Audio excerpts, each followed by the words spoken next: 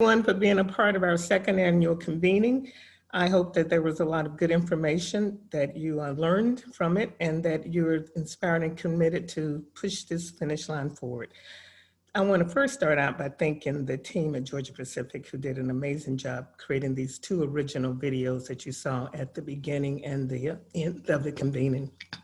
And we also had more than 27 members of our coalition who were did short recordings and sent them to us.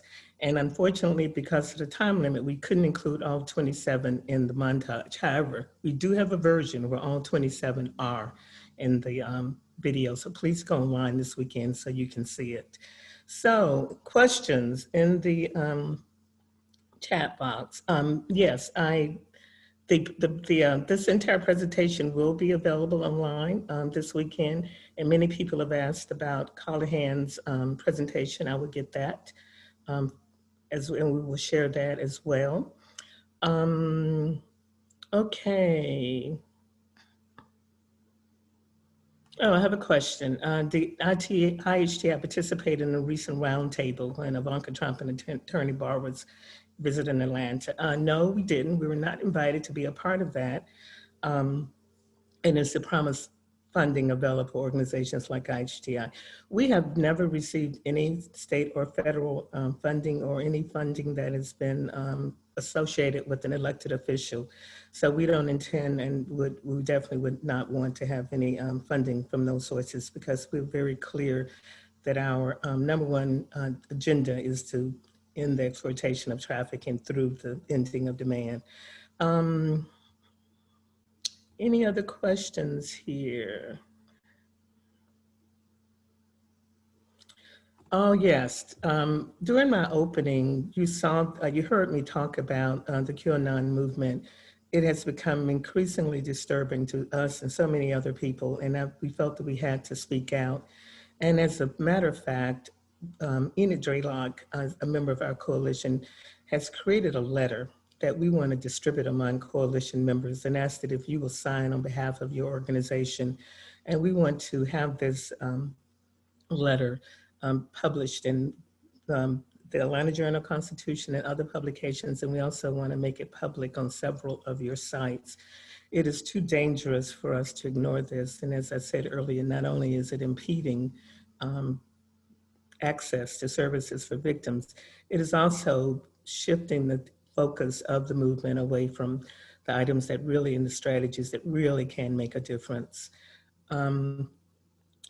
GPI Director Reynolds said that he would be sending us the invitation link to the October 22nd meeting, and we will definitely distribute it out in our newsletter and for anyone to take part in it. They're going to do both virtual and in person, so you have an option of doing either one of those. I want to remind so we have two asks from you.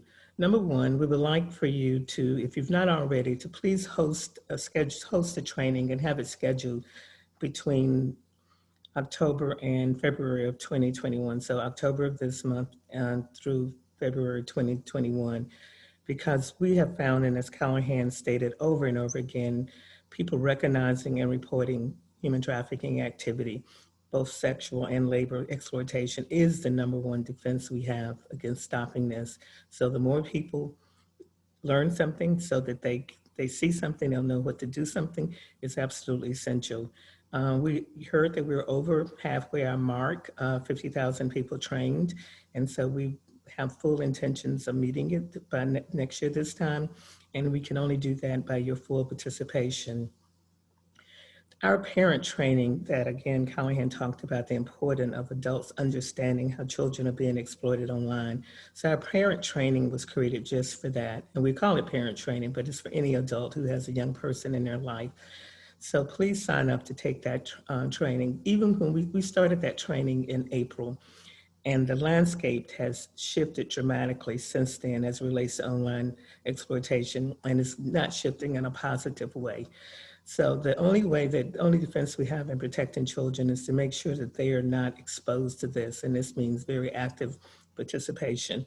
I was on a call with some members of our public safety task force last week, and one of the officers says, parents do not realize it would be safer for them to drop their child out at a public park at sunset than it would be for them to be online for 2 hours. So think about that. You know, we always think about the horror of having our children out in a park when it's getting dark, but that fear needs to be multiplied when we think about the exposure that these young people have online with predators. In particular, this pay for service piece, this pornography. The younger the child is and more severe the abuse is what that predator will pay more money to see that. So that's how heinous this particular act is. Um, I'm so glad that we have members of our coalition, like the Northwest Georgia section of the National Council of Negro Women. I was on the call just yesterday with Derica Williams, who's with the DeKalb County chapter. So we look forward to continuing to engage these groups. Groups who have members who reach out are definitely essential in helping us spread the word. We really plan to, our virtual convening is going to be, not the virtual convening, I apologize, but our take a walk through the lives of a human trafficking victim will be virtually in January, so look out for that. If you would like to be trained as a trainer, please put your name in the chat box and we will be in touch with you about the next training session. Having trainers, our ambassadors, to go out and train others is the most efficient way that we can spread the word around human trafficking. Are there any other questions that anyone has that you want to put? I see I have a new message in the chat box. Oh, that was from you, DeAndre. Okay, is there any questions you have about the presentation and anything that you heard?